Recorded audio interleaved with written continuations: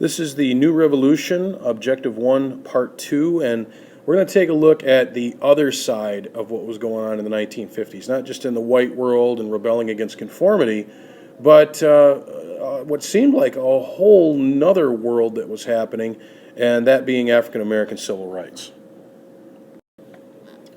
Now, in the early 1950s, I think the biggest thing to remember is that African Americans were still dealing with the Jim Crow segregation laws that had started happening after the Civil War. And I think that's important to note on the side here is that this stuff had been going on for 70 some odd years, at least. Once the Civil War ended, African Americans got their freedoms in the 13th, 14th, and 15th Amendments.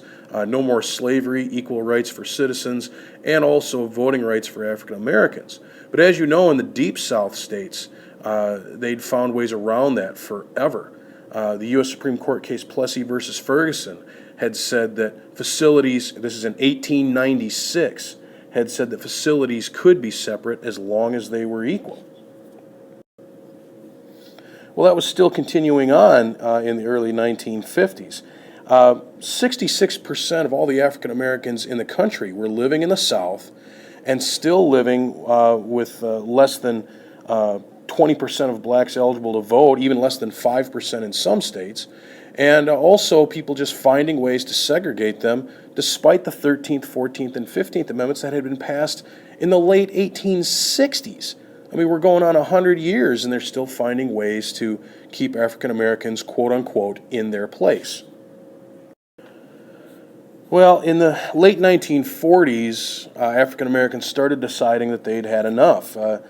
Take a look at H3 here. 6 black World War II veterans get lynched in 1946 for demanding equal rights. And something that I think is noteworthy here, you try to remember that these were men who had fought Adolf Hitler in the name of America for freedom. They were fighting to keep people free, and then they come back here and they can't even sit down at the same lunch counter with a white man and get a sandwich. So, you've got these guys that are saying, we want equal rights. Well, these were war heroes that were lynched for it, for demanding that. And President Truman decided he'd had enough and responded by desegregating the military in 1948. It was really the first major effort toward desegregation that anybody had seen in this country heading into the 1950s. And yet, going into the 1950s, a lot of people seem to see African American civil rights as being an entirely different problem in an entirely different world. A guy named Ralph Ellison writes the book The Invisible Man about how white America doesn't even know that black America is there. They're not even acknowledging them. They're just kind of a group of people on the side that are meant to be ignored and again, in the eyes of many people, kept in their place, so to speak. And that kind of resonates. In the early 1950s, African Americans in this country are just they're kind of sitting back, and they're, outside of Jackie Robinson, who broke the color barrier in baseball, they're kind of looking around and saying, how can we get rights for ourselves? How can we make this more equal after, especially in the Deep South, 100 years of being subjugated by white men's laws?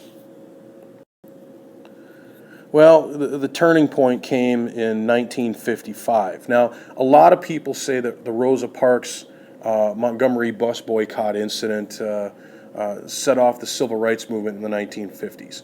I would disagree a little bit. I would say that this event, the murder of Emmett Till, which happened in the summer of 1955, actually does that. Now, Emmett Till was born in Chicago, and he was down in a little town called Money, Mississippi, visiting relatives down there. And nobody really knows what happened, but it was claimed that he flirted with a white woman at the age of 14.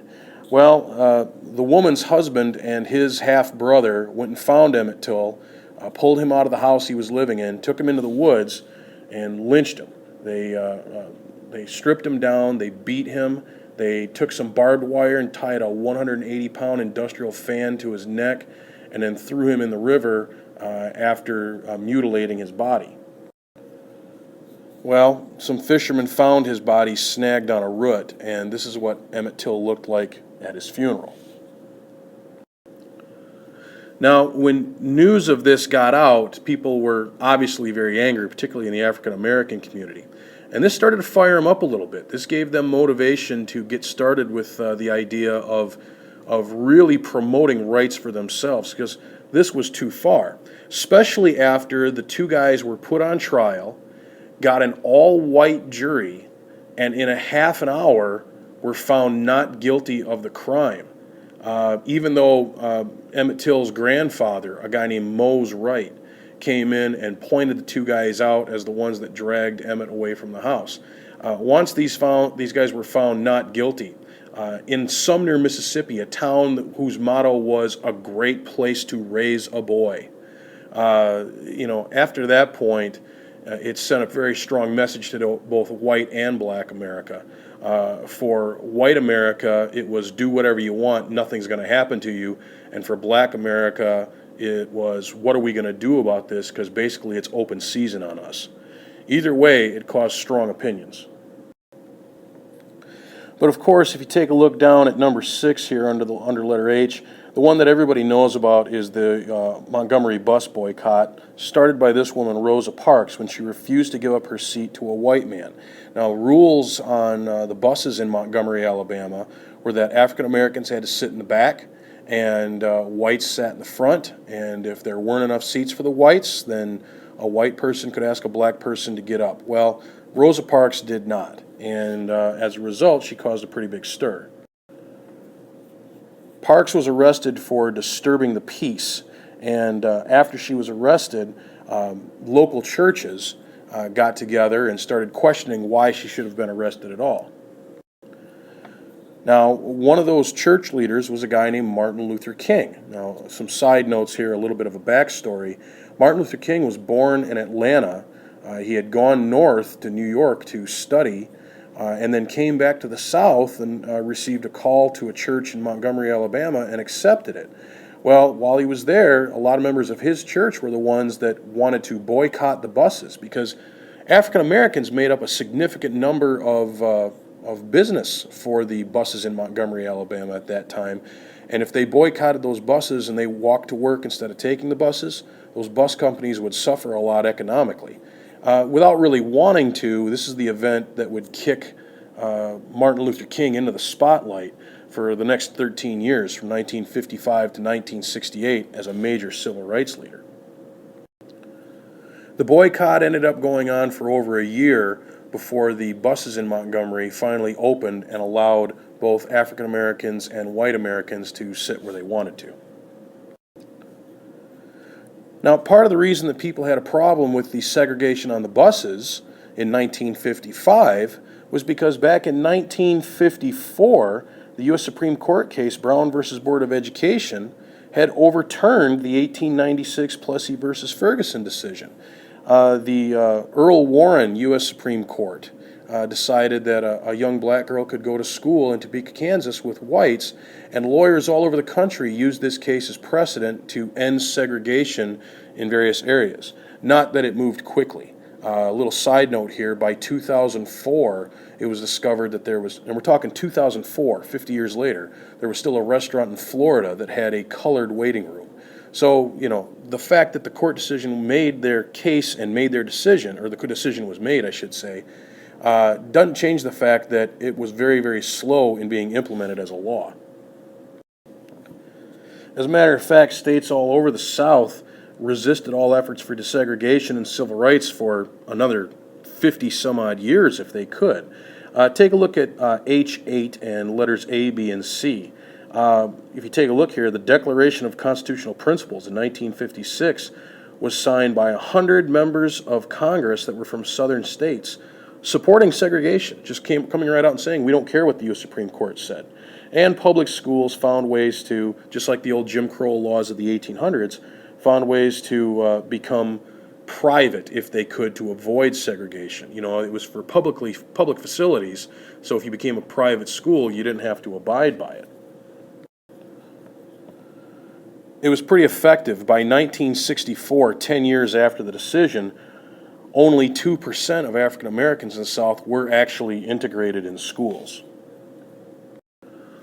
Now, one of the most famous cases of this happened in Little Rock, Arkansas, with a group called the Little Rock Nine, these 9 students right here. Basically, they were collectively getting together and trying to enroll and attend classes at Little Rock Central High School. Well, the first day they tried to do that, they met with some resistance. The woman in this picture is named Elizabeth Eckford, and she survived this, but somehow she got separated separated from the group and got surrounded by a white mob. She was extremely lucky that she didn't get killed. And the governor of Arkansas himself, a guy named Orval Faubus, decided to step in. He brought in the Arkansas National Guard to surround the school, and he himself stood in the doorway of the school. I think all these things are noteworthy to jot down. But he himself stood in the doorway of the school and said, "You are not coming in." So the governor of Arkansas is standing at the door with the Arkansas National Guard saying, "I don't care what the U.S. Supreme Court says. 3 years after Brown versus Board of Education, you're not coming in." Well, the president, Dwight Eisenhower, disagreed. And if Governor Orval Faubus was going to use the Arkansas National Guard to keep them out, President Dwight Eisenhower was going to use the 101st Airborne to bring them in. And so for about 3 weeks, the 101st Airborne occupied Little Rock, Arkansas, escorting these kids to school every day. The message from Eisenhower was pretty simple. His record on civil rights had never really been that strong. He was frankly against the Brown versus Board of Education decision himself. But he was not in favor of letting state governments overrule federal decisions. And he said, we made a national commitment and we're going to stick to it. And if that means that African Americans are going to go to school with whites, then African Americans are going to go to school with whites. And if it takes the 101st Airborne to make that happen, so be it. Now, as the 1950s would go on, if you take a look at H10 and H11, as the 1950s would go on, civil rights would become more to the forefront of American society. The Civil Rights Act of '57 would set up a commission to investigate civil rights violations and protect black voting rights, particularly in the South. People would argue how effective this was. And in 1957, Martin Luther King himself would get churches all over the South together in a nonviolent way with the Southern Christian Leadership Conference. And something to note on the side here, Martin Luther King was very, very motivated by Gandhi of India. He believed in the idea of turning the other cheek if you were slapped. He believed in the idea of disobeying in a civil way. Don't fight back, just get arrested and crowd the jails and sing hymns. And the more you did that, the more media attention would come to the cause. Okay, that's basically it. We'll talk to you guys next time.